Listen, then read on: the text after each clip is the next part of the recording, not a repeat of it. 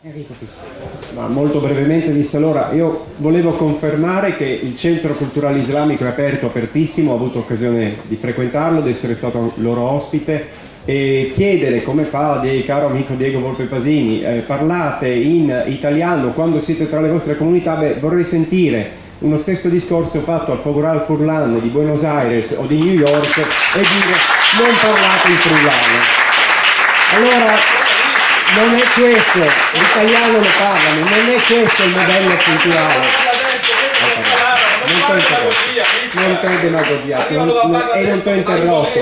L'italiano lo parlano e l'abbiamo sentito. Io allora starei proprio sul patto di convivenza che ha proposto, per quello non farò una domanda, farò una sollecitazione, ci farò una sollecitazione per dire questo patto di convivenza che ha chiesto Abdou Fahi, come abbiamo imparato oggi molto bene. Allora, lo facciamo o non lo facciamo? Io credo, do solo uno spunto, un elemento fondamentale per questo patto deve essere l'unico assolutismo che da italiano, occidentale, voglio in questo paese, è la laica, l'ho già avuto modo di citarlo nell'intervento, dichiarazione dei diritti dell'uomo, dove ciascuna persona ha il diritto di manifestare la propria personalità nel rispetto delle altre persone, religioni, culture, identità, orientamento sessuale, metto lì anche quello. Allora questo è il punto di riferimento dove insieme, questa non è tanto questione quindi di chiudersi, di andare a vedere le radici, perché per me è la prospettiva di convivenza pacifica tra persone nel momento in cui ci rispettiamo. E allora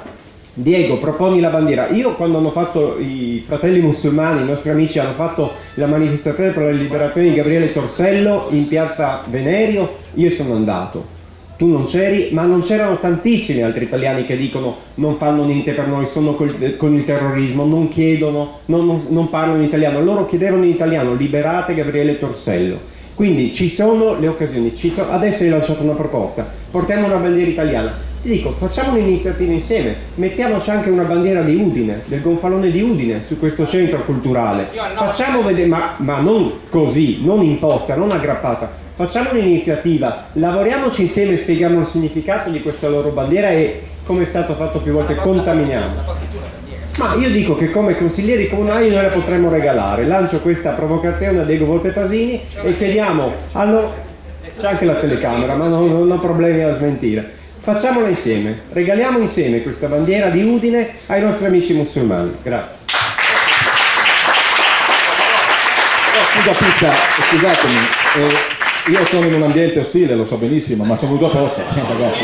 Troppo comodo andare in casa degli amici come fanno in tanti, perché qua io di consiglieri di centrodestra non ne vedo nessuno, perché si danno a gambe, no? Perché è normale. Ma io non ho nessun timore a essere contestato da una platea di elettori miei avversari, no?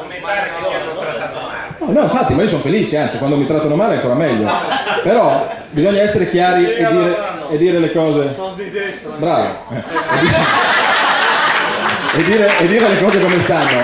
Quando Pizza fa riferimento alla Carta Universale dei diritti dell'uomo, non può non sapere che nel 1990 i paesi arabi, 54 paesi arabi, hanno scritto una Carta Universale dei diritti dell'uomo islamico e non si riconoscono nella Carta dei diritti universali dell'uomo dell'ONU, e che è stata scritta su volontà dell'Arabia Saudita, firmata da 54 paesi e ratificata soltanto da 2 al momento attuale, ma non si riconoscono nella Carta dei diritti universali quelle a cui tu fai riferimento. Primo. Seconda cosa, Torsello hanno fatto bene, è un loro fratello musulmano e sono andati in piazza per liberare un loro fratello musulmano. Ma sono scesi in piazza oggi, l'altro ieri, per liberare Don Bossi in Indonesia? Dov'è Don Bossi? Perché non ne parla nessuno di questo prete che è stato rapito una settimana fa ed è scomparso? Perché i vostri comuni di sinistra non appendono gli striscioni sulle piazze, sui comuni? Perché non fate manifestazioni? Perché non le fate? Perché siete faziosi, perché voi siete di parte, avete l'ideologia. Difendiamo tutti gli uomini sono uguali, la sacralità della vita di tutti, dal primo all'ultimo. E allora manifestate, porta questi signori domani a manifestare in piazza Venerio per liberare Don Bossi che è stato rapito. E allora ti dirò che sei coerente. Se no, quando fai le battute sul Fogolar Furlan, ti voglio dire un'altra cosa. Il Fogolar Furlan di New York non è mai stato messo sotto indagine dalla Digos costantemente per apologia al terrorismo e per la formazione all'interno di quel gruppo di persone vicine al terrorismo.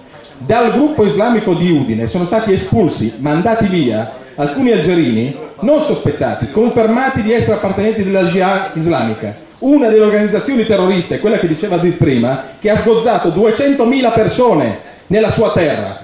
E allora non confondiamo l'immigrazione friulana con quello che può accadere in alcune moschee, perché è un insulto alla storia di questa regione. Grazie Diego, e prima della risposta da parte di chiunque voglia rispondere alle 3 domande, poi ce ne sono delle altre, quindi se avete fame come me cercate di avere un po' di pazienza. Il Cavaliere si è sentito il dovere di aggiungere qualche nota, piccola nota. Cavaliere, la prego. Sì, devo farvi presente che io sono una delle vittime della politica del Trattato di Roma.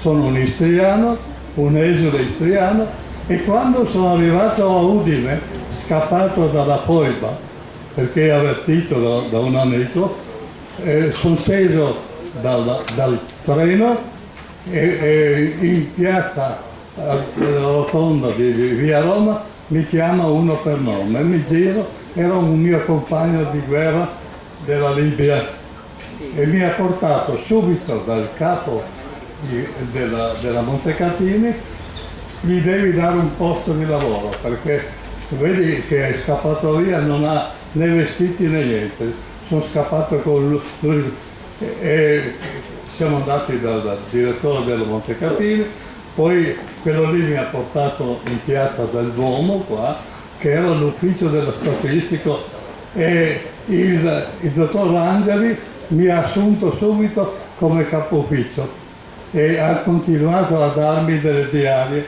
che io non avevo fatto perché mi comprassi dei vestiti. Questo grazie ai friulani, e le dico anche qua perché al Friuli gli emigrati saranno accolti con molta gentilezza. Grazie. Grazie Cavaliere. Tengo a precisare che il Cavaliere è una delle voci che abbiamo consultato, la sua intervista sarà presto pubblicata nel nostro sito internet, non vediamo l'ora di darle un po' più di visibilità.